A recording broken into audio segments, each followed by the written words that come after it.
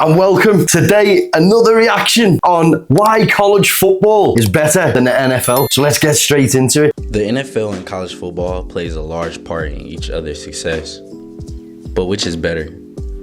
Well, when it comes to football, I'm obviously a college guy more than the NFL. Sure, the NFL has got all the limelight, big money, and celebrity interest. College football still remains the king. Hello, and welcome to my channel. Today I'm going to talk about why college football is better than the NFL. But before moving further, kindly like this video, subscribe to my channel, and hit the notification bell icon so that you do not miss any more upcoming videos for Yeah, go and give them a follow, guys. Show your support. 2022. With all that being said, let's get started. Number 8, the environment. Yes, there are frat boys, the odd drunken lout, and of course students. But college football is much more than that. College football is a family sport. And given the likelihood that your local American football team is a college team, I just love the vibe of college football and the NFL. Love the vibe. I love all that. I just love it. Families flock to these events. These events are hosted by colleges, so you can trust that a band will be there. The college band only serves to enhance the event, further intensifying the atmosphere.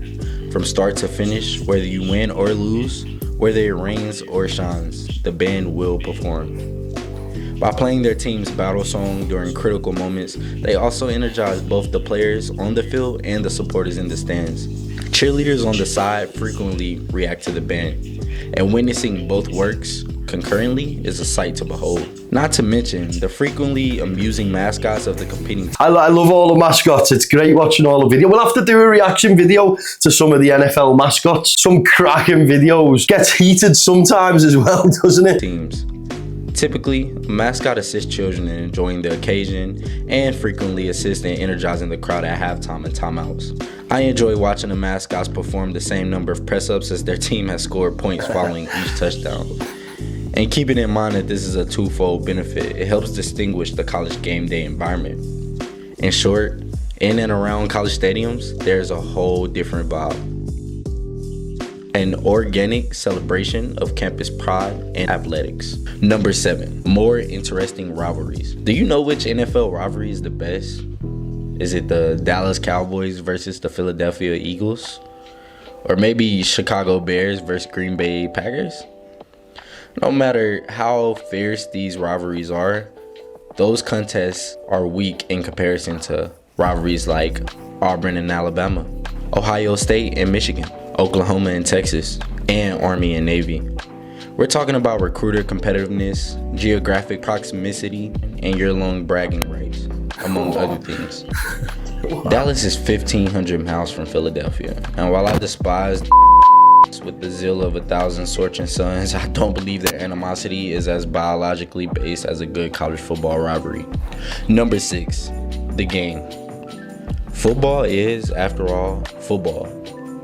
But wrong. While there are many similarities between NFL and college football rules, not all rules are identical. Frequently, changes to NFL regulations take effect years after the collegiate game adopts them. One guideline that jumps out in particular is the down by contact rule. In the NFL, if a player is brought down by contact, touch, or tackle, the play is stopped. In college, the game is stopped as soon as a player's knee contacts the floor. This is referred to as the knee down. Additionally, in college football, the receiver must maintain control of the ball and place one foot in. What is the reason for these rules? The differences? Is it safety, like because they're younger, or it's?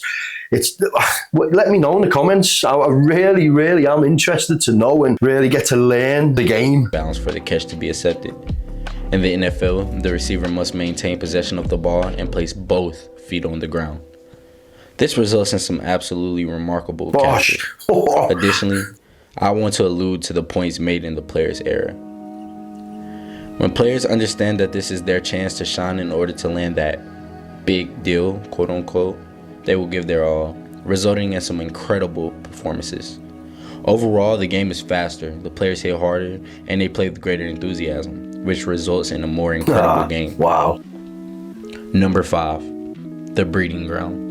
Another thing is that while the NFL is a fairly straightforward. Well, that's it, isn't it? You watch the college football and these guys are all the future of the NFL when they're getting in the first round, second round picks, and you're following these guys, you're supporting them from a very early stage in the career, watching them progress, and they just become household names. Absolutely love it. For a league, college football has its uniqueness and originality, and it serves as a breeding ground for a plethora of ideas. Teams in the NFL will begin with a 4-3 or 3-4 defensive base and finish up sitting in nickel for approximately 70% of the game. On offense, they'll pass the ball roughly 60% of the time.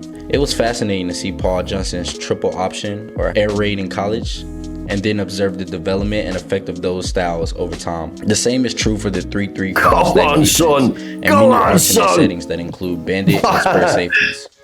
College serves as a breeding ground for a variety of novel and distinctive ideas that are eventually adopted by NFL teams. The read option, wildcat, and RPO all originated in college. Number 4, the players. Yes, the NFL has the quote-unquote... They're just built differently to rugby players, and I think in their own rights, they're just equally as dangerous. They're like human projectiles. Gone. Crackers. ...unquote greatest athletes. The most technically proficient players. But does it also boast the most physically imposing guys? Is it staffed by the most zealous players and those whose futures are on the line? You may argue that they do, but you would be incorrect. The NFL is the ultimate destination for any American football player, and this will always be the case. College players are not compensated in any way. Yes, go on, son. Up until about now, I mean, there is an NIL change, so I guess this is subjective, but yes, the majority receive financial assistance for their education in the form of scholarships, but at times this can be the only compensation that they are legally permitted to receive. So they don't get paid in college football. They don't get no funding. Can they not have sponsors or anything like that? I have to take a look into that and try and find out. But if you're watching this and you know all about it, drop us a comment, educate me. Or are receiving if they don't have NIL deals.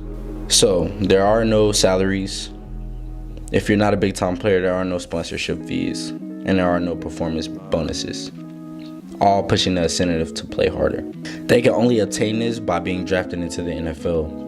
As a result, I ask you this: who has there you more go, to gain? answered it for the me. Man whose entire life is on the line, or is it the man who already possesses a life?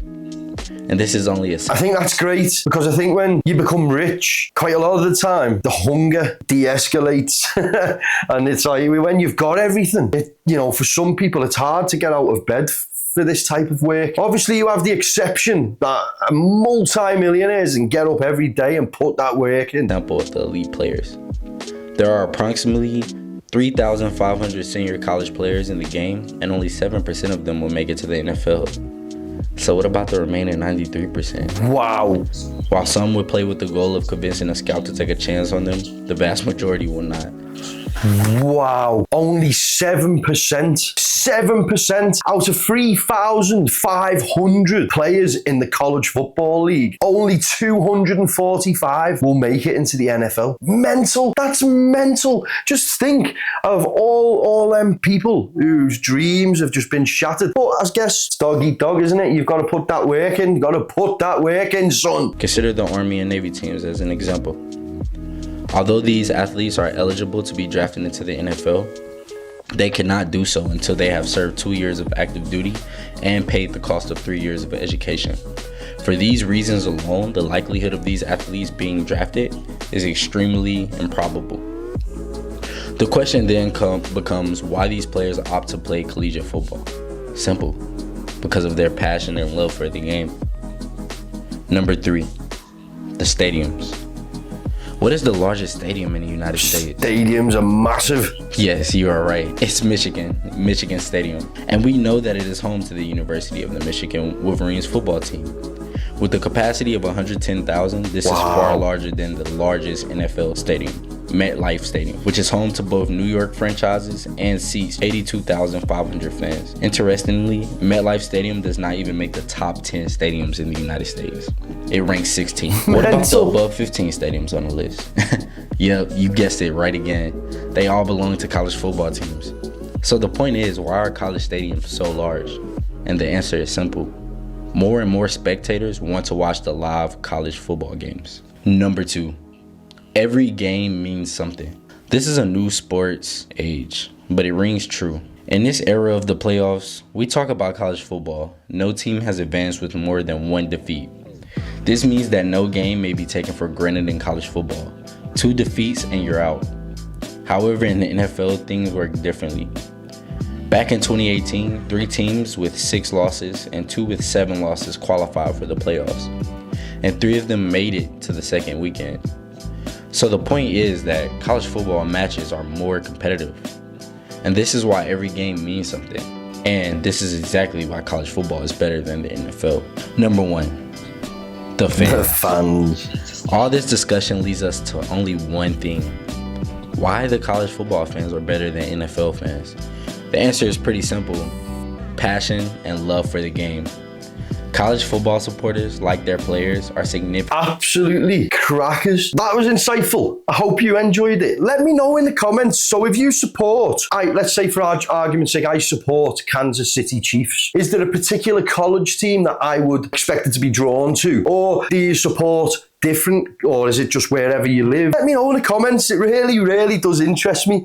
That was an enjoyable video. Thanks for watching. And if you haven't already, please drop me a subscribe, show your support. Only a small channel trying to grow, and I really appreciate it. And I'll see you in the next one. Take it easy.